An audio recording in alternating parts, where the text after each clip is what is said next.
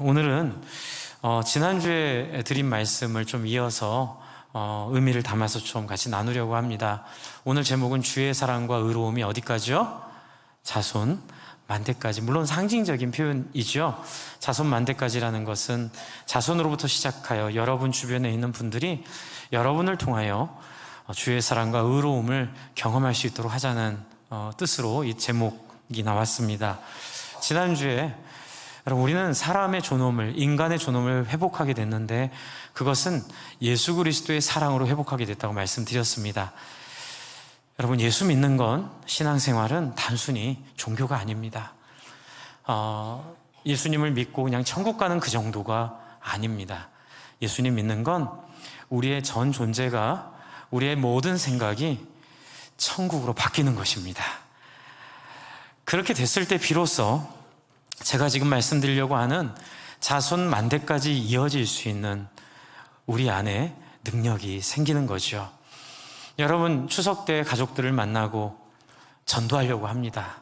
그런데 잘 안 됩니다. 안 되는 이유가 뭔지 아세요? 말로 하려고 해서 안 돼요. 근데 자꾸 잔소리가 되는 거예요. 특히 자녀들한테 너 천국 가야지, 이 말이 제일 듣기 싫답니다. 말 안 들으면 지옥 간다는 말처럼 들려서 가장 안 좋은 방법 중에 하나입니다. 성경은 오늘 특별히 시편 103편은 우리에게 그 인간의 존엄이 회복된, 하나님의 사랑으로 인간이 존엄이 회복된 그 영광스러운 모습을 어떻게 우리의 자손 만대까지 이룰 수 있게 하는지 간접적으로 우리에게 답을 주고 있습니다. 오늘 먼저 여러분 17절을 보시면, 17절을 한번 보시죠. 자, 여호와의 인자하심이, 여호와의 인자하심은 자기를 경외하는 자에게 영원부터 영원까지 이르고 그의 의는 자손의 자손에게 이른다고 말하고 있습니다. 이 말은 여러분, 우리 자손들에게 우리가 어떤 말을 해서가 아니라 여호와의 인자하심을 보여주어야 한다는 것으로 우리가 이해할 수 있습니다. 우리의 삶을 통하여, 우리의 삶의 진심을 통하여 자녀들이 정말 우리 아버지 모습을 보니까 나한테 한 번도 이래라 저래라 한 적은 없으시지만 나 적어도 아버지 같은 인생을 살고 싶어요. 내가 적어도 어머니 같은 인생을 살고 싶어요. 이제 그런 마음이 사실 이 17절에 있는 여호와의 인자하심이 자녀들에게, 그리고 내 자신에게 흘러 들어와서 이어지는 것이라고 이 시편 기자, 이 다윗의 시라고 하는데 다윗은 고백하고 있습니다. 자, 그렇다면 어떻게 이 고백이 우리의 삶에 적용이 되게 할 수 있을까요? 그렇게 생각하려면 여기에 비결이 하나 있어요. 어떻게 하는 자에게 한다고요? 하나님을, 제가 여쭤볼게요. 여호와의 인자하심을 모든 사람에게 주신다고 합니까? 아니면 어떤 사람에게 주신다고 합니까? 어떤 사람에게 주신다고 하죠. 그 어떤 사람이 바로 자기를 경외하는 사람입니다. 여러분, 하나님을 경외하는 사람에게 하나님은 이 은혜를 주십니다.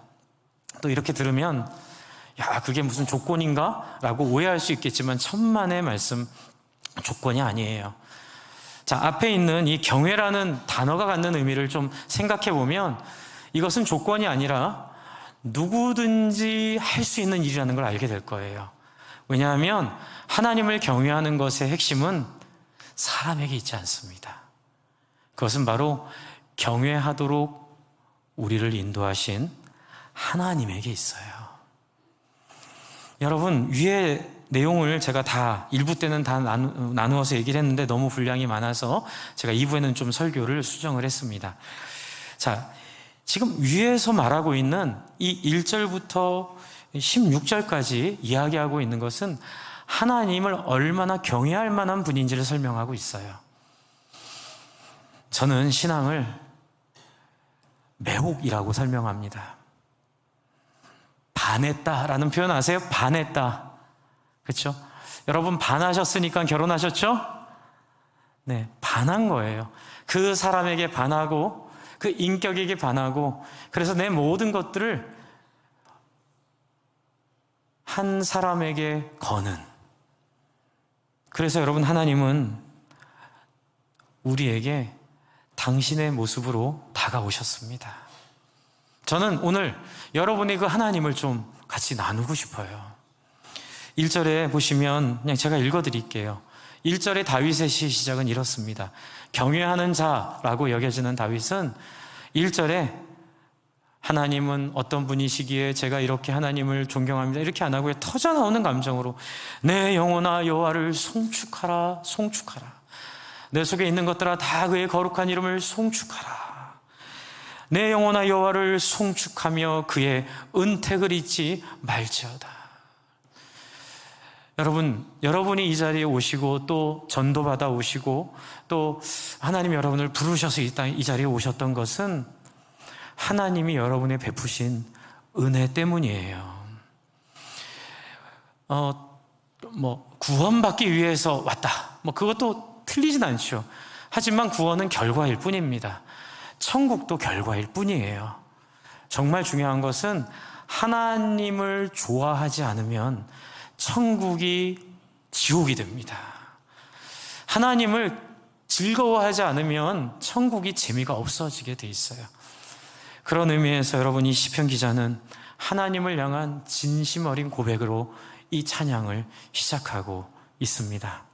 그럼 이 하나님 도대체 어떤 분이길래, 이분이 도대체 어떻게 하셨길래 이렇게 사람들의 마음을 사로잡으시고 매혹시키시고 사람들을 열망하게 만드셨을까요? 여러분도 그 열망을 갖고 싶지 않으세요?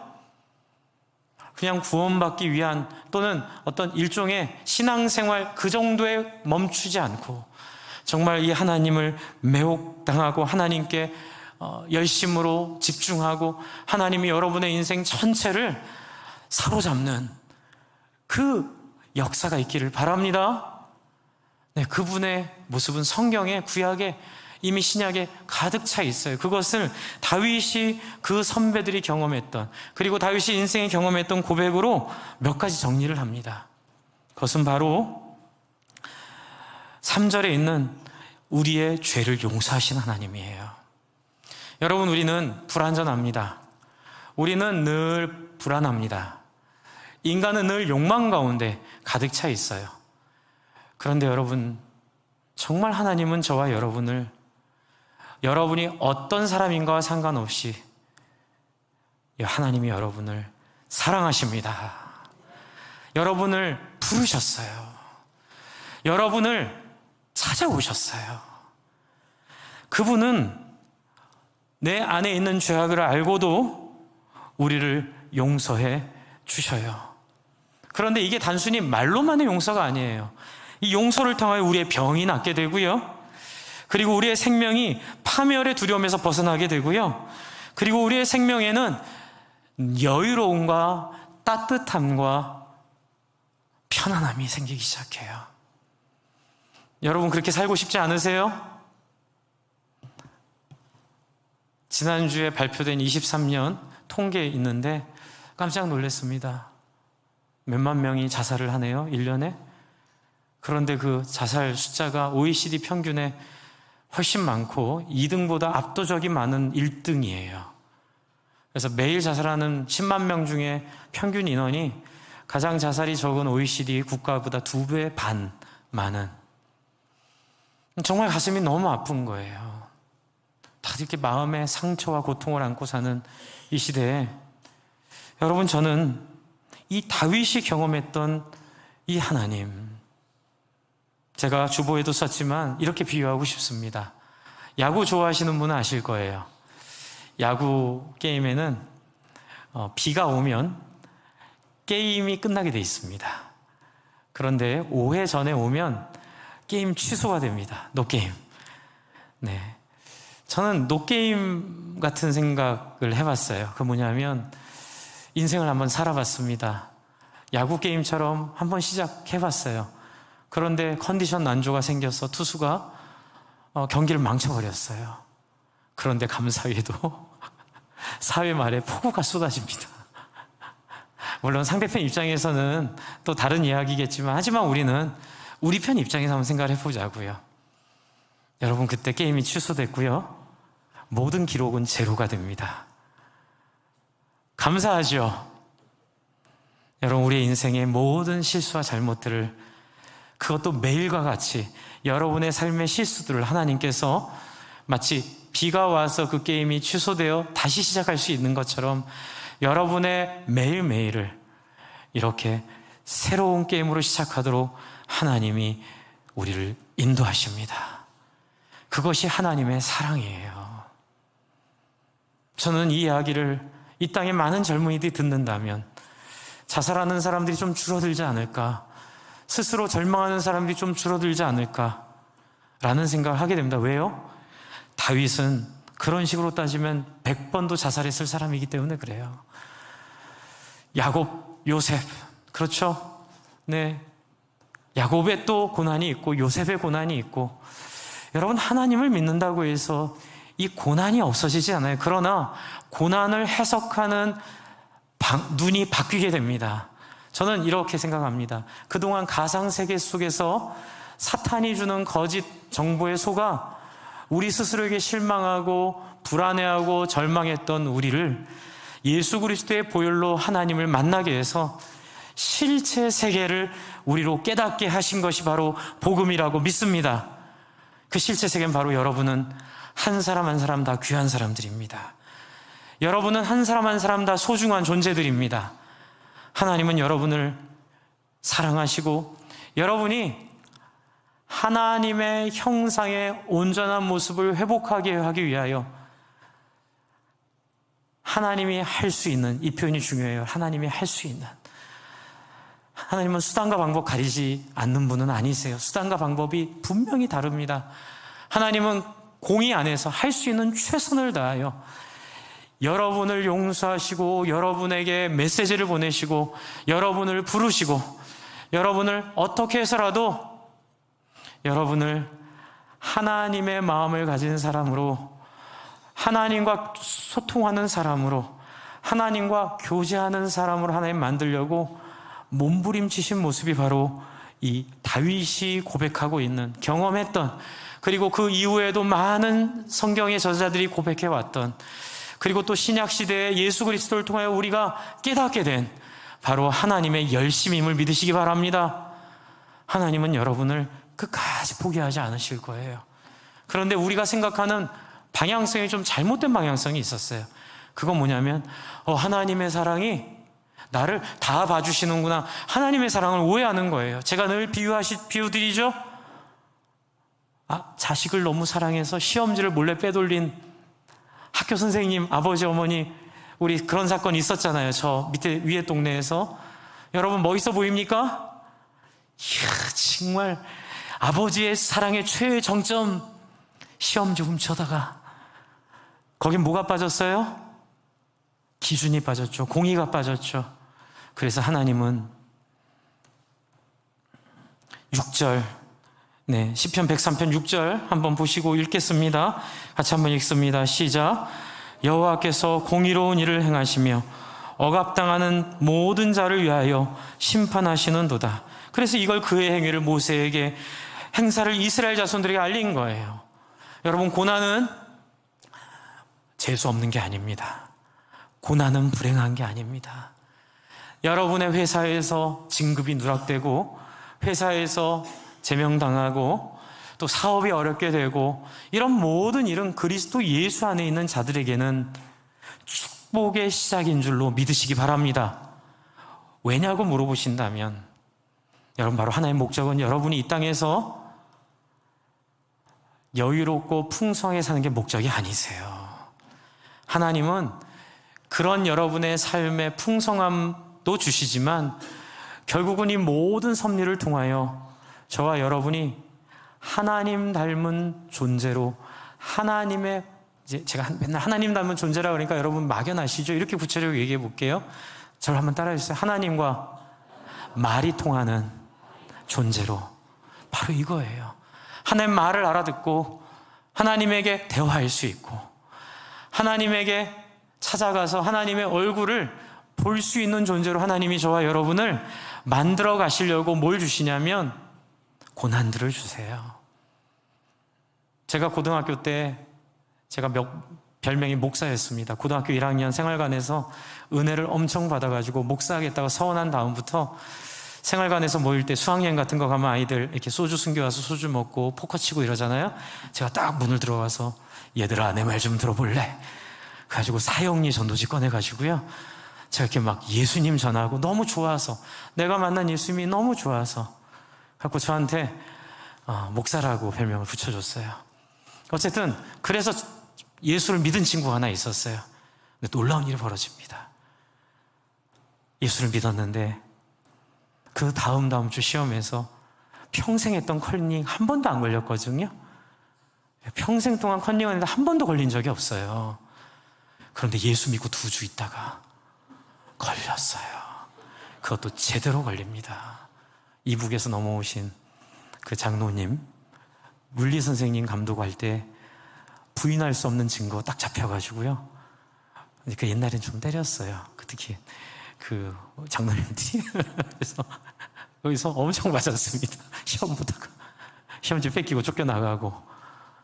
이제 위로하려고 갔더니, 야, 예수님 믿으면 하나님 보호하신다며.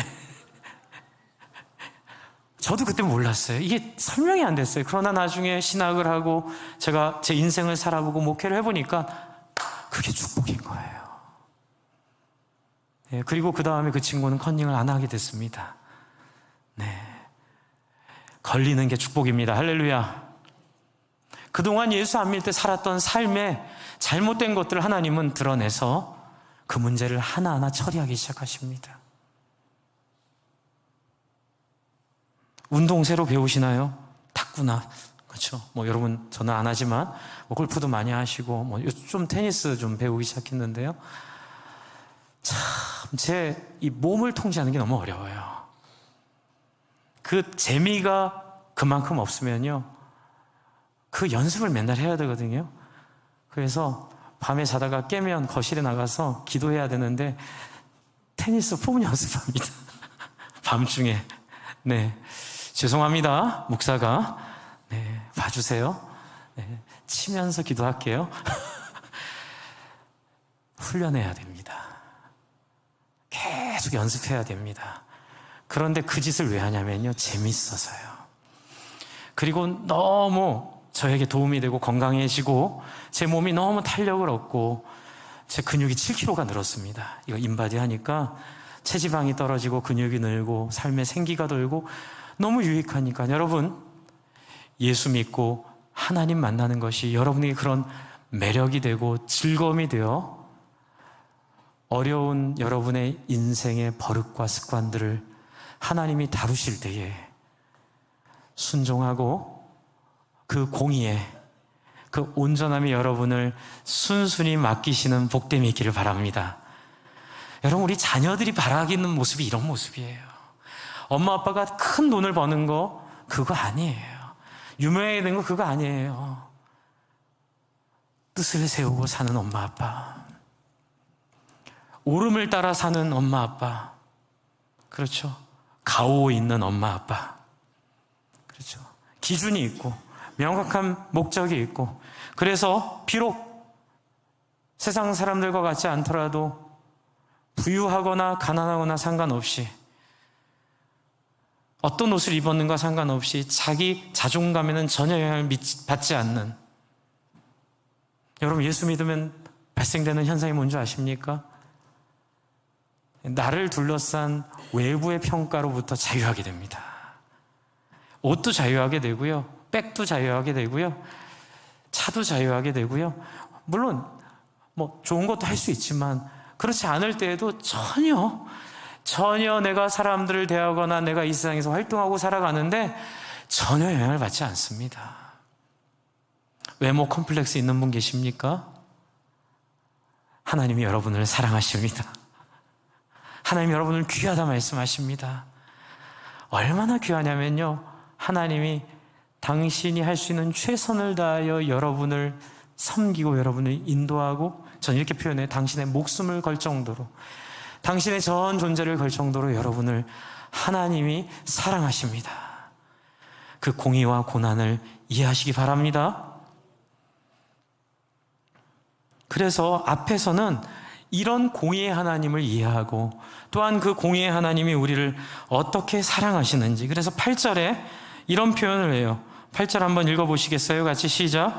여호와는 긍휼이 많으시고 은혜로우시며 노하기를 더디하시고 인자가 풍부하시도다.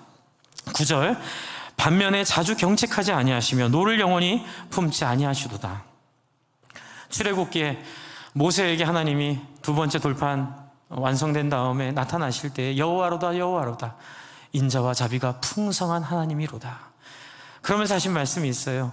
은혜와 자비는 천대까지, 그리고 그 죄는 3, 4대까지만 기억하시는, 이게 중요해요. 여러분, 하나님은 어떤 분이시냐면요, 사랑은, 제가 바다에 비유할게요. 바다의 염도는 3.5%가 평균이고요. 그 중에 진짜 그 나트륨 농도는 그보다 더 작고 나머지는 또 다른 거죠. 그래서 나트륨만 보면은 정말 99%가 물이고 나트륨의 확률로는 한 1% 정도밖에 안 되는, 얼마 안 되는 그런 걸 가지고 바다가 유지되잖아요. 여러분, 하나님, 근데 그 1%가 우리의 온 생태계를 유지하게 하는 힘이 되죠. 그렇죠? 만약 바다가 짠맛이 없어지면 모든 생물은 다 죽게 됩니다. 여러분, 하나님은 99% 사랑의 하나님이십니다. 그리고 1% 공의의 하나님. 이 비율을 아시겠어요? 이 비율의 하나님을 여러분이 누리시고 경험하시고, 그래서 여호와는 긍휼이 많으신데, 그 긍휼이 어떤 긍휼이냐면 한 번 죄를 징계하시고 또는 죄를 한 번 지적하시고 그걸 용서하신 후에는 자주 말하지 않는 하나님. 할렐루야.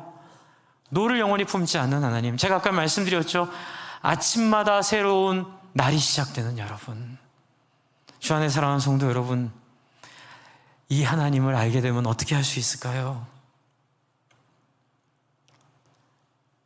10절에도 우리의 죄를 따라 우리를 처벌하지 않으신 하나님, 우리의 죄악을 따라 우리에게 그대로 갚지 아니하시는 하나님, 그의 인자 때문에, 그래서 12절에 동이 서에서 먼 것 같이 우리의 죄가를 우리에게 멀리 옮기신 하나님. 13절에 같이 한번 읽겠습니다. 시작. 아버지가 자식을 긍휼히 여긴 같이 여호와께서는 자기를 경외하는 자를 긍휼히 여기시나니.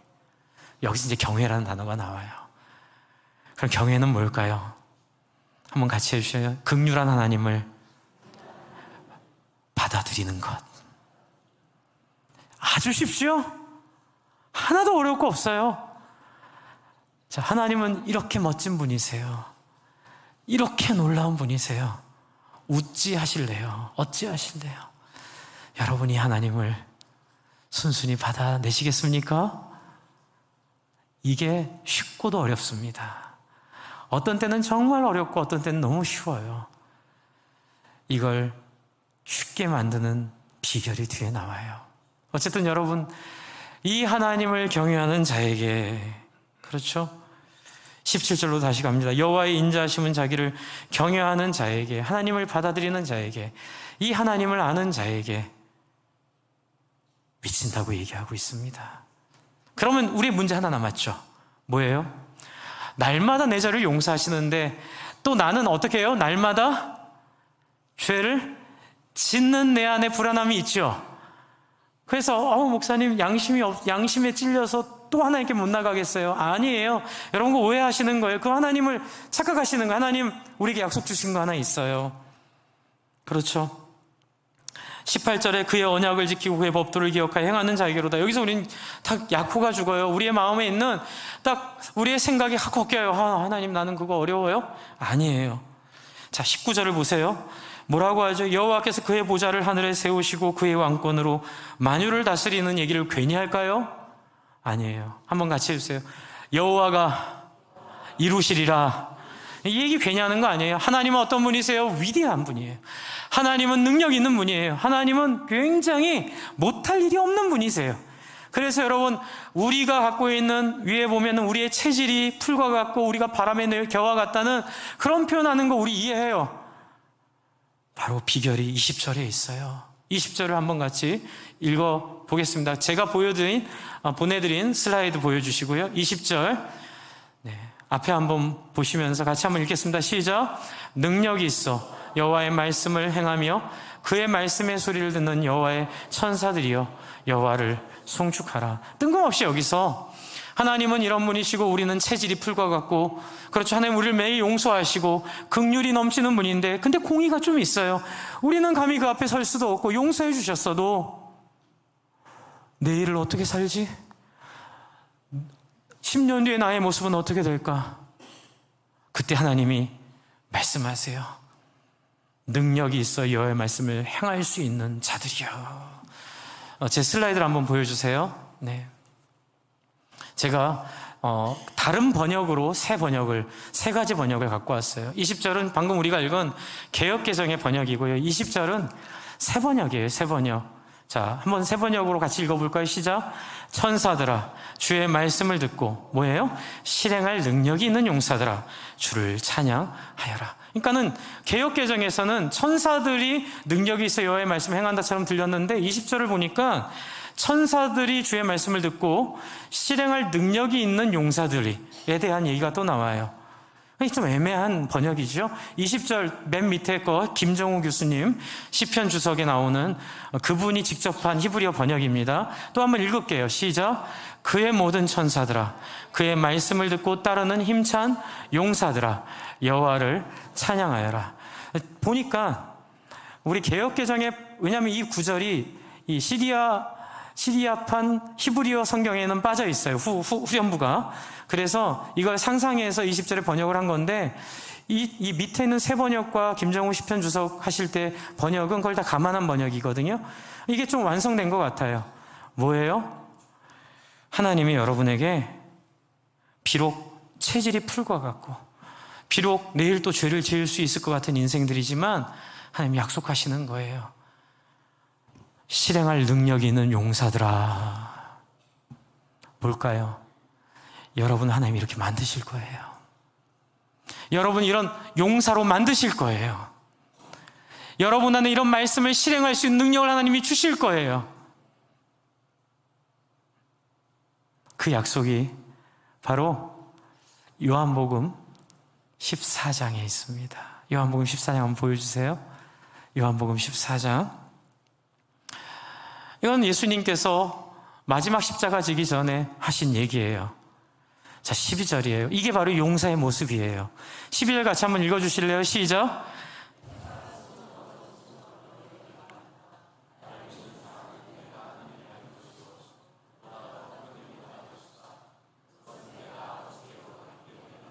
놀라운 이야기입니다. 하나님 여러분의 약속하세요. 더 이상 그런 찌질한 상태로 살지 않게 하겠노라. 할렐루야. 우리의 기질대로, 우리가 가지고 있는 성향대로 우리를 살게 하지 않겠다고 예수님이 약속하셨어요. 어떻게 해요? 내가 하는 일을 하게 할 뿐만이 아니라, 이게 놀라서 쓰러질 뻔했어요. 12절 예전에 처음 읽다가. 여러분 상상이 돼서 예수님이 한 것보다 더 큰 일도 하시겠대요. 아이고 목사님, 예수님보다 더 큰 일은 노 땡큐, 사양할래요. 할 마음은 있겠지만 하나님이 이걸 더 귀하게 여기시고 여러분을 진짜 예수님이 한 일보다 더 큰 일을 하도록 여러분을 세우시겠다고 약속하세요. 믿으십니까? 이게 기적이에요. 우리의 체질, 우리의 연약함을 넘어서서 예수님이 아버지께로 가기 때문에, 부활하시기 때문에, 부활의 능력은 단순히 부활절날 찬양받으려고 부활하신 게 아니라 오늘 저와 여러분을 이 용사로 세우시려고, 이 능력의 사람으로 세우시려고, 여러분 자손들에게 잔소리하는 신앙이 아니라 우리 아빠 너무 존경해. 나 우리 아빠처럼 살아볼래. 나 우리 엄마 완벽하진 않죠. 그러나 저렇게 몸부림치며 하나님 앞에 엎드릴 때에 어떤 일이 벌어져요? 어느덧 그 엄마의 모습 속에 예수의 모습이 나타나기 시작해요. 어느덧 아빠의 모습 속에 예수님이 하신 것보다 더 큰 일들이 이루어지는 것들이 나타나기 시작하는 거예요. 그리고 13절 더 엄청난 얘기를 하시죠. 이 파란색 줄로 한번 읽어주세요. 시작.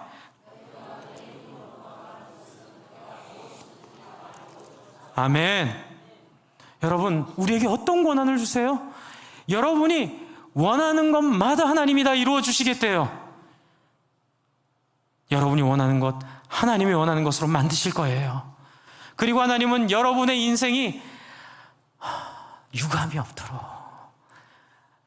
내 인생 여정 끝내어 저 강 건너 언덕 이를 때 고백하는 거예요. 하나님, 저 인생 잘 살다 왔습니다. 하나님, 저 인생 충만하게 살다 왔습니다.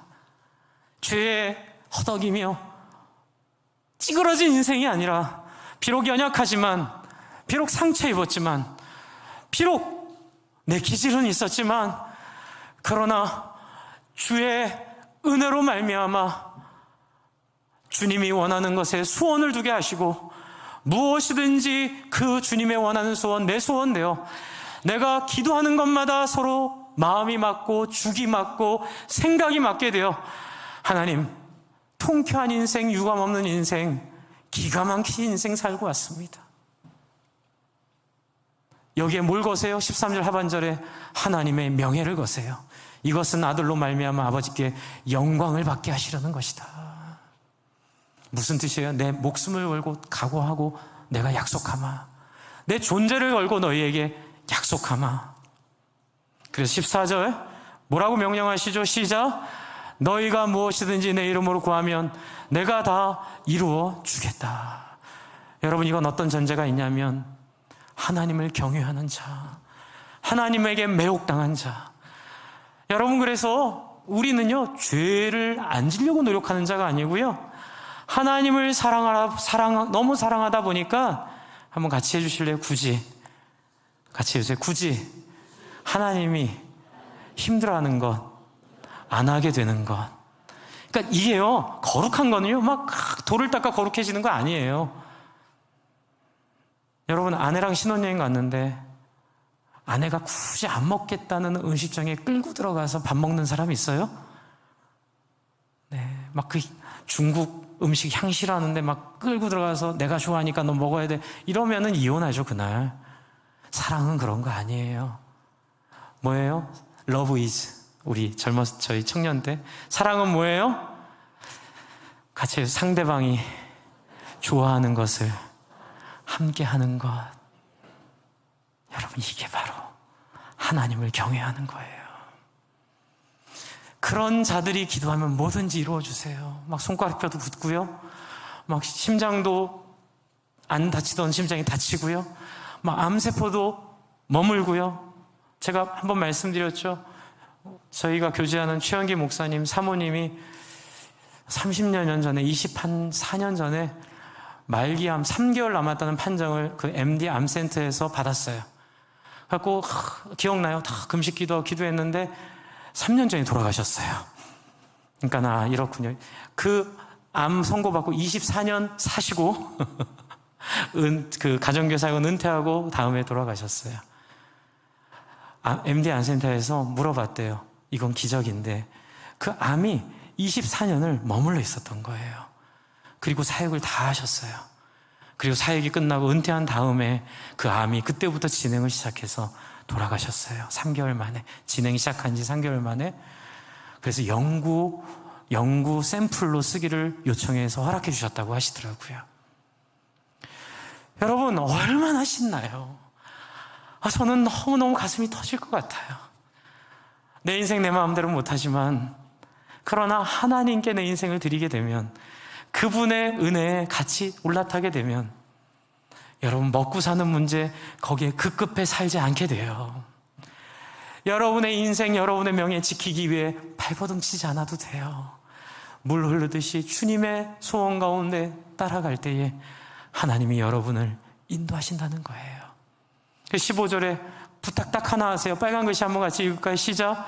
너희가 나를 사랑하면 내 계명을 지킬 것이다. 그 계명이 뭐예요? 한번 따라해주세요. 서로 사랑하라.